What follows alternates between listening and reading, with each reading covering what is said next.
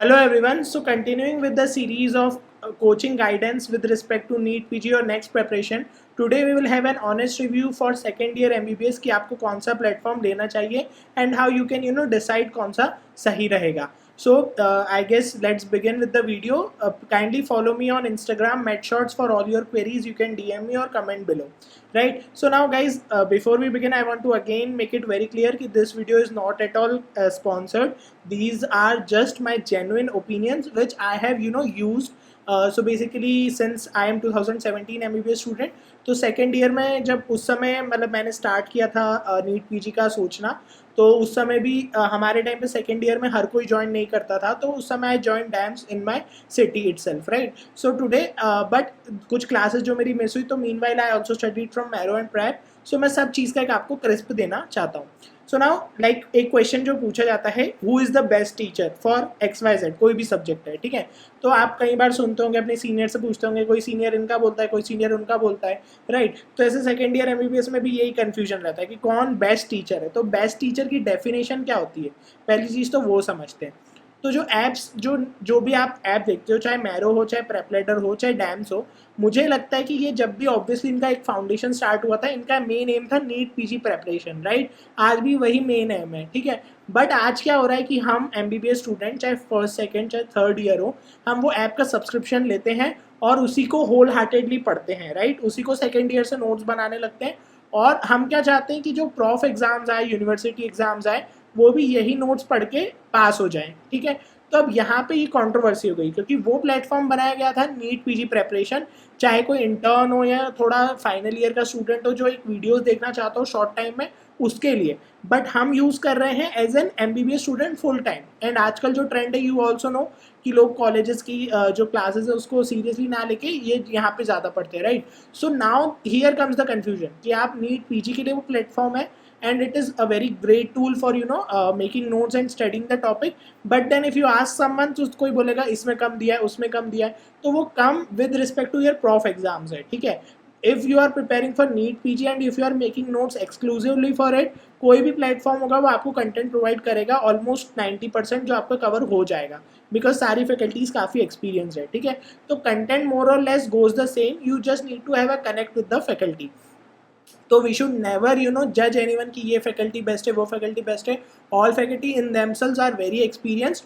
And you should always remember that what exam you are preparing for. Obviously prof exams में आपको अगर कोई topic लिखने को आता है, आपको काफ़ी हेडिंग्स में लिखना पड़ेगा, 5 नंबर के हिसाब से लिखना पड़ेगा, ठीक है. But there they have to just tell you कि नीट पीजी में क्या MCQ आ रहा है, right. So let's discuss the parameters and let's discuss the syllabus over any particular coaching, right.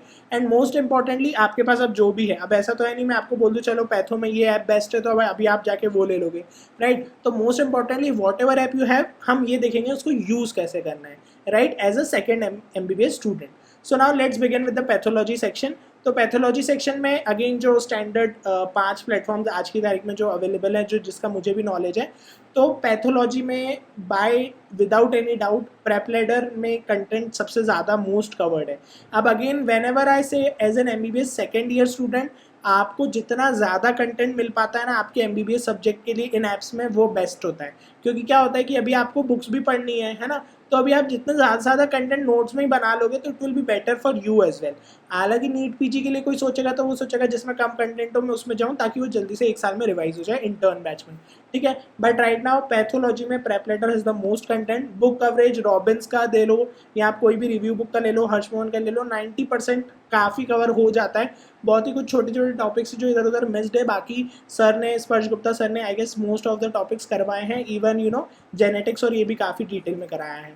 Then dams और मैरो और बाकी प्लेटफॉर्म में भी लगभग सारा कवरेज है, 80% कवरेज आपको मिल जाएगा. डैम्स इज अगेन समथिंग जिसमें लाइव क्लासेस है, तो वो एक एडवांटेज आपको अपने हिसाब से कंसिडर करना है, जो मैंने पहले पार्ट में वीडियो में बताया था कि आपको लाइव लेना है या वीडियो लेक्चर्स लेना है, राइट. अब अगेन जो नोट्स का एक काइंड ऑफ कनेक्ट है, तो जो डैम्स में मैंने जैसे अटेंड किया था, तो सबसे ज़्यादा फ्लो चार्ट्स और टेबल्स बहुत ज़्यादा काफ़ी अच्छी, काफ़ी क्रिस्प टेबल्स थी. और एज़ कम्पेयर टू जो मैरो प्रेप में मुझे लगा है कि उतनी टेबल्स फ्लो चार्ट्स हैं बट उतना नहीं है उसमें. मतलब डैम्स में हमने पूरा AML ये सारे टॉपिक्स सिर्फ टेबल के फॉर्म में ही याद करे थे. प्रेप में what is the best thing है इट्स की notes are very updated, right. तो इसमें क्या होता है कि अभी आज की तारीख में काफ़ी सारे नोट्स में अपडेट्स आते रहते हैं, इंपॉर्टेंट क्वेश्चन वो सब यहीं इंक्लूड हो जाते हैं। Possibility to cover the notes Q bank, इसमें क्या है कि मतलब आपने कोई भी प्लेटफॉर्म का नोट्स पढ़ोगे तो उसका क्यू बैंक बनना चाहिए कायदे से, 80% बन जाए, थोड़ा बहुत ऐड करना पड़े। तो डैम्स में वो ईजीएस्ट है, मतलब डैम्स के आप नोट्स पढ़ोगे तो आपको क्यू बैंक बहुत सारा लगभग 90% बन जाएगा। इन दो प्लेटफॉर्म्स में आपको जो है ऐड करना पड़ेगा with respect to the content थोड़ा बहुत, ठीक है। Then unique point again DAMS में क्या है कि निमोनिक्स काफ़ी अच्छा है। मैरो में यूनिक पॉइंट है कि जो मैम का कनेक्ट है, अगेन यहाँ पे मैरो में डॉक्टर ईला मैम का एंड डॉक्टर वंदना मैम का इन डीओसी, तो इन दोनों का कनेक्ट काफ़ी अच्छा है। इनकी क्लासेस में आप कभी भी लेक्चर सुनेंगे तो एक मतलब काफ़ी इंटरेस्टिंग लगता है, ऐसे सॉर्ट ऑफ पैथोलॉजी जब लिखते जाते थोड़ा सा बोरिंग हो जाता है, तो वो एक जो कनेक्ट वाला पार्ट है वो काफ़ी अच्छा है, right. So this is my comparison with respect to pathology. I will not say कि ये प्लेटफॉर्म बेस्ट है, I will just say you the parameters, you need to see the other opinions also, कि आपके जो live classes हैं या आपकी app से वो जो पहला पार्ट है वीडियो का वो इसके बाद ज़रूर देख लेना, right. Then coming to the pharmacology, तो फार्मेकोलॉजी में again if I say the quantity, तो क्वांटिटी यहाँ पे प्रेप में पैथो की सबसे ज़्यादा थी, लेकिन क्वांटिटी अगर आप फार्मा की देखोगे तो मैरो और डैम्स की ज़्यादा है। And this is something related to your prof exam, NEET PG as an intern batch definitely इधर भी कवर हो जाता है। बट अगर आप सेकेंड ईयर एमबीबीएस स्टूडेंट हो जिसको चीज़ें डिटेल में पढ़ना है, तो डैम्स मैरो में लगभग सेम क्वांटिटी है, दोनों में अच्छा खासा कवरेज है, ठीक है। बुक कवरेज दोनों में काफ़ी अच्छा है, मतलब मेरे ख्याल से तो आपको बुक पढ़ने की ज़्यादा ज़रूरत भी नहीं पड़ेगी। बुक पढ़ने की मेन ज़रूरत रॉबिन्स है, जो आपको पढ़ना भी चाहिए। केडी त्रिपाठी या आपकी जो भी वहाँ पे चलती होगी शर्मा एंड शर्मा, वो आप थोड़ा बहुत स्किप भी कर देंगे तो चलेगा। मतलब आई पर्सनली फील इज कि robin should not be missed, थोड़ा बहुत फार्मा में इधर उधर चल जाता है, ठीक है। नोट्स में अगेन प्रेप लेटर में क्या चीज़ है कि निमोनिक्स है और इजी टू रिमेंबर है। जीआरजी सर ने जो पढ़ाया है वो मतलब काफ़ी क्रिस्प और बहुत ही शॉर्ट में, बस आपको जो ड्रग्स के एग्जाम्पल्स वो याद करने में दिक्कत होती है वो काफ़ी आसानी से याद हो जाएगा। देन अगेन जो क्वेश्चन बैंक का वो कवरेज है वो डैम्स में आपको सबसे ज़्यादा मिलेगा। एंड फार्मा में बेस्ट चीज़ ये है कि all three faculties are brand themselves, चाहे इधर डॉक्टर अंकित कुमार सर की बात करें या डॉक्टर रंजन सर की या जीआरजी सर की, तो सभी का एक अपने आप में काफ़ी ब्रांड है। एंड जो उनका पढ़ाने का तरीका है तीनों का काफ़ी डायनामिक है, मतलब एक भी क्लास में आपको नींद नहीं आएगी या वीडियो में नींद नहीं आएगी, और आपका पूरा कंटेंट बहुत अच्छे से, मैकेनिज्म ऑफ एक्शन तो बहुत सॉलिड हो जाएंगे, स्पेशली तीनों के, ठीक है। तो फार्मा में आप आग बंद करके आप कुछ भी ले सकते हैं, that's not an issue. Patho में यू नीड टू डिसाइड कि आपको कंटेंट ज़्यादा चाहिए या आपको कवरेज ज़्यादा चाहिए, तो this is up to you. Now coming to microbiology, तो माइक्रोबायोलॉजी में जो मैंने जब डैम्स अटेंड किया था तो उस समय का जो सिस्टम था, तो मुझे जो पर्सनली लगता है कि इसमें क्वांटिटी मैरो में ज़्यादा है, राइट। इसमें मैरो में मतलब इतना ज़्यादा है कि मैरो में लगभग आप मान के चलो ऑलमोस्ट 100% बुक कवर हो चुकी है। मतलब this is what I have watched from 4th edition, I am not sure अगर 5th एडिशन में कुछ शॉर्ट हो गया हो तो, बट लगभग what I have felt is कि काफ़ी ज़्यादा कवरेज है मैरो में इस चीज़ का, माइक्रोबायोलॉजी का, राइट। सो जो बुक कवरेज है वो काफ़ी ज़्यादा मिलता है आपको। बट अगेन जो माइक्रोबायोलॉजी सब्जेक्ट है ना, इसमें दिक्कत यही है कि इसमें जितना ज़्यादा होता है उतनी दिक्कत आती है, बिकॉज याद नहीं रहता है और बहुत बोरिंग लगता है, राइट। सो यहाँ पे मुझे पर्सनली लगता है कि ये डुएबल शायद उतना नहीं है, मतलब आप पूरा याद नहीं रख सकते obviously.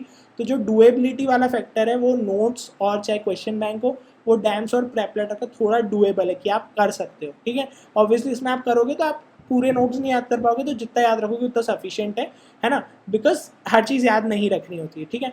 Now the most sort of differentiating feature in microbiology is, जो शायद डैम्स में भी आई गेस फॉलो हो रहा होगा, बिकॉज डैम्स में भी लाइव क्लासेस है तो क्या अपडेटेड रहता है, ठीक है। अब क्या हो गया कि आजकल अपूर्व शास्त्री की जो बुक आई है उसमें सिस्टम वाइज है आपका माइक्रोबायोलॉजी, तो वो मैरो में अभी अपडेटेड नहीं है आई गेस, जितना मैंने देखा था। तो प्रेप लेडर में और डैम्स में आई सपोज वो अपडेटेड हो जाता है, तो सिस्टम वाइज पढ़ाया गया है। मतलब आपको जैसे रेस्पिरेटरी में निमोनिया का केस है तो कौन कौन से माइक्रोब्स कॉज करेंगे, तो ये एक अगेन एक बाय फार एडवांटेज है डैम्स और प्रेप का कि काफ़ी अपडेट होते रहते हैं, पूरा एक एडिशन चेंज नहीं होता, बस अपडेट हो जाते हैं, कुछ भी एक फीचर आ जाता है, राइट। तो this is again by far the story of second year MBBS. I am not including forensic as of now because I am thinking it is a third year subject as of now. So pathology, pharmacology and microbiology. So again आपने कई बार general notion भी सुना होगा आपके college के senior से कि second year में DAMS prep ladder, third year में मैरो, फाइनल ईयर में मैरो, ऐसे करके जो भी, तो these are all something which you need to decide cost factor भी आप इसमें इंक्लूड कर लेना, जो मैंने पिछले वीडियो में बताया था कि कौन ज़्यादा सस्ता भी पड़ेगा एंड आपको अफोर्डेबल रहेगा, right. Now coming back to whatever you have, like if you have nothing also तो भी इट्स फाइन। सेकेंड ईयर में like what I am telling is, second year is something which not everybody take subscription, मतलब आजकल अब सब लेने लग गए, हमारे टाइम पे तो हम सेकेंड ईयर में ले लेते थे तो काफ़ी वो अजीब माना जाता था, राइट। तो how to utilize, what should be your target. तो if you are a DAMS going student you need to worry nothing, this is the best part about them कि वहाँ पे लाइव क्लासेस है तो आपको कुछ अपनी मेहनत नहीं करनी, जो टाइम टेबल फॉलो किया जा रहा है वो करो। If you are attending other apps तो टाइम, क्योंकि अब सेकेंड ईयर का कम हो गया है, हमारे टाइम पे 1.5 साल का होता था तो हम 6 महीने रॉबिन्स पढ़ने में समझते थे, फिर उसको थोड़ा बहुत पढ़ पाते थे, ठीक है। अब आपके टाइम पे टाइम कम है, आप लोग आजकल नेक्स्ट का भी सोचने लग जाते हैं, तो यू वर थिंकिंग कि सेकेंड ईयर में मैं थर्ड ईयर का ये भी पढ़ लूँ, है ना, सेकेंड ईयर में मैं फर्स्ट ईयर भी रिवाइज कर लूँ।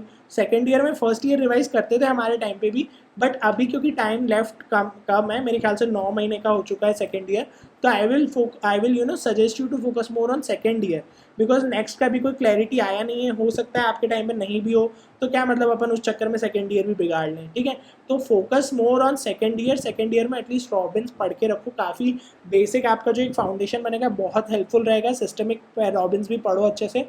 और जो नेक्स्ट की वरी अगर आपको उसका टेंशन है भी कि नेक्स्ट आ जाएगी, तो आप क्वेश्चन बैंक कर लो ना पूरा। क्वेश्चन बैंक हर कोई नहीं करता है, आप देखना, आप क्वेश्चन बैंक हर कोई नहीं करेगा, तो उसकी बजाय आप क्या करो कि आप क्वेश्चन बैंक पूरा खत्म करके रख लो सेकेंड ईयर का, फिर आप जो है सेकेंड ईयर की थ्योरी पूरा ये रेडी रखो। सेकेंड ईयर आपका पूरा कंप्लीट हो गया, फर्स्ट थर्ड ईयर सब रिवाइज हो जाता है, फाइनल ईयर में आप सर्जरी पढ़ोगे तब एनआर्ट पढ़ लेना, मेडिसिन को फिजियो और इनसे लिंक कर लेना, तो वो हो जाएगा, राइट।